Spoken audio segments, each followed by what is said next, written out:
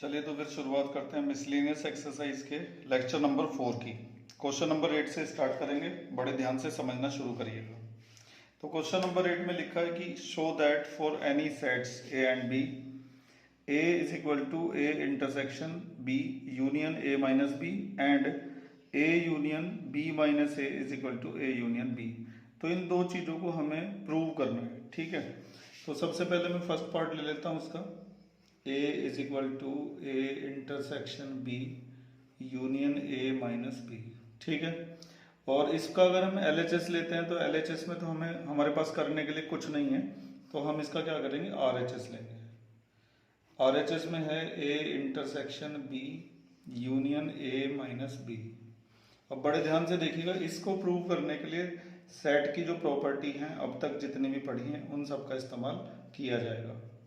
सबसे पहले जो फर्स्ट ब्रैकेट में ए इंटरसेक्शन बी है उसको ऐसे ही लिख दिया जाएगा यूनियन, और इसे बदल के ध्यान से देखना मैं क्या लिख रहा हूँ। इसको मैं लिख रहा हूँ ए इंटरसेक्शन बी डैश। तो सबसे पहला जो बदलाव हुआ है वो ए माइनस बी की जगह ए इंटरसेक्शन बी डैश लिखा है। ऐसा कैसे हो गया, ठीक है। तो सबसे पहले तो आप इसको वेन डायग्राम की मदद से समझने की कोशिश करिए। ये रेक्टेंगल यूनिवर्सल सेट को रिप्रेजेंट करता है। इसके अंदर हमने एक सेट ए बना दिया और एक सेट बी बना दिया, ठीक है। तो अगर हम बात करें ए माइनस बी की, तो इसका मतलब होता है कि ए के अंदर से बी के एलिमेंट निकाल दो। तो ये जो हिस्सा है, ये जो बचा हुआ हिस्सा है, ये किसको रिप्रेजेंट कर देगा, ए माइनस बी को, क्योंकि हमने ए के अंदर से बी के जो एलिमेंट थे उनको क्या कर दिया है, निकाल दिया। तो जितना भी ये शेडेड पार्ट है ये ए माइनस बी को रिप्रेजेंट करता है, ठीक है। और ए इंटरसेक्शन बी डैश क्या होगा, सबसे पहले ये देखो, ये बी है तो बी डैश होगा इसको छोड़कर सारा, मतलब बी को छोड़कर बाहर जितना भी है सारा बी डैश होगा। तो बी डैश का और ए का जो इंटरसेक्शन है, मतलब बी डैश का और ए का जो कॉमन पार्ट है वो फिर से यही होगा, यानी कि यही चीज ए इंटरसेक्शन बी डैश को भी रिप्रेजेंट करती है।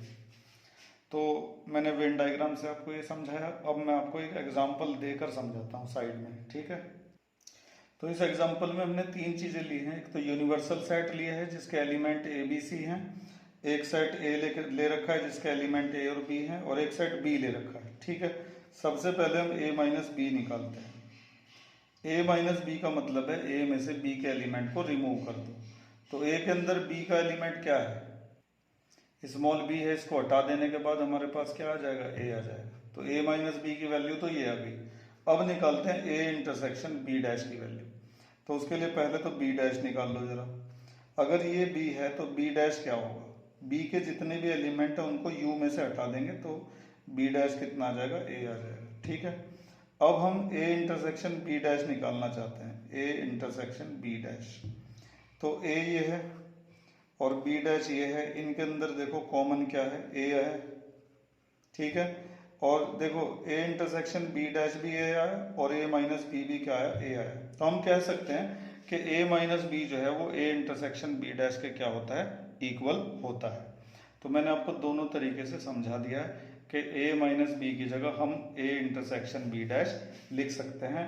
अब इस रिजल्ट को आप हमेशा याद रखिएगा क्योंकि ये सेट चैप्टर में तो काम आएगा ही, साथ ही साथ जब हम प्रोबेबिलिटी चैप्टर करेंगे, इस बुक का सबसे आखिरी चैप्टर जो है उसमें भी ये चीज़ बहुत इस्तेमाल होगी, ठीक है।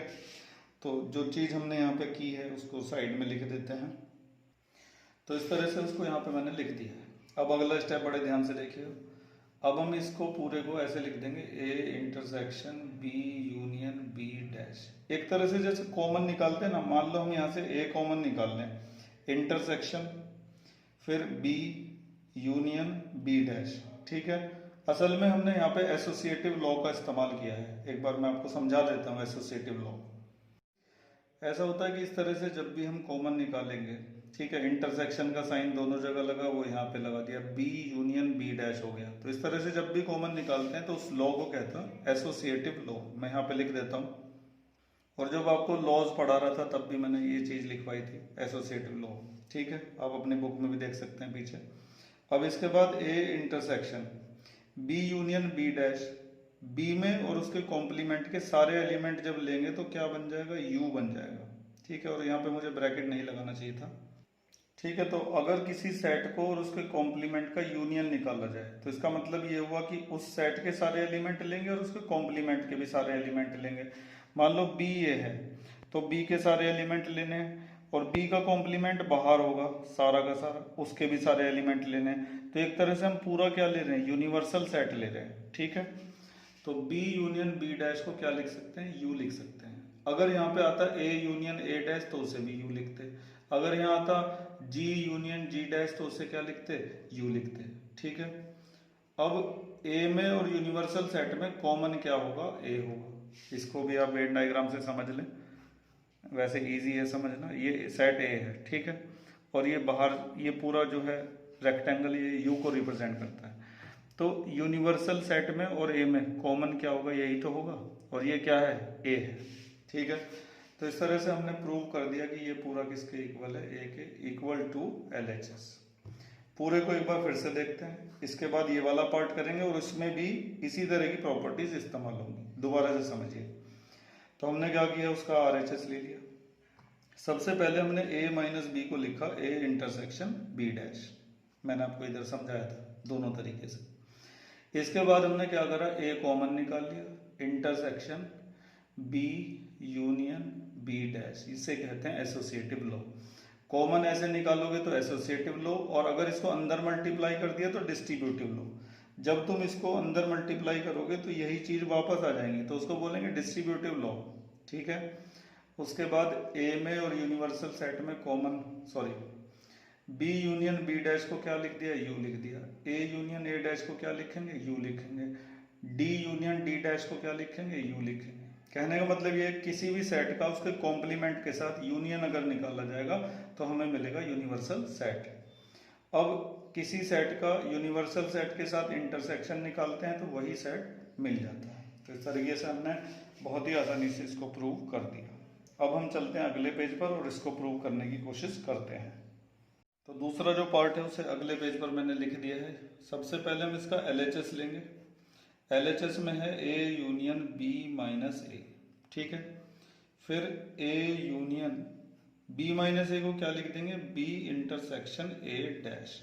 अभी अभी हमने सीखा था, यहाँ पे देखो, जैसे हमने A माइनस बी को A इंटरसेक्शन B डैश लिखा था, उसी तरह से B माइनस ए को क्या लिख सकते हैं, B intersection A dash. B minus A is equal to B intersection A dash. इसके बाद यहां पर देखो, यहां पर हमने क्या किया था, कॉमन निकाला था तो एसोसिएटिव लॉ कहा था। अब अंदर मल्टीप्लाई अगर करेंगे तो इसको डिस्ट्रीब्यूटिव लॉ बोलेंगे। तो हम इसकी जो मल्टीप्लाई है वो अंदर कर देते हैं। A यूनियन B बनेगा, बीच में इंटरसेक्शन आ जाएगा, फिर A यूनियन A डैश बनेगा। ये बिल्कुल वैसे ही होता है जैसे हम मल्टीप्लाई करते हैं।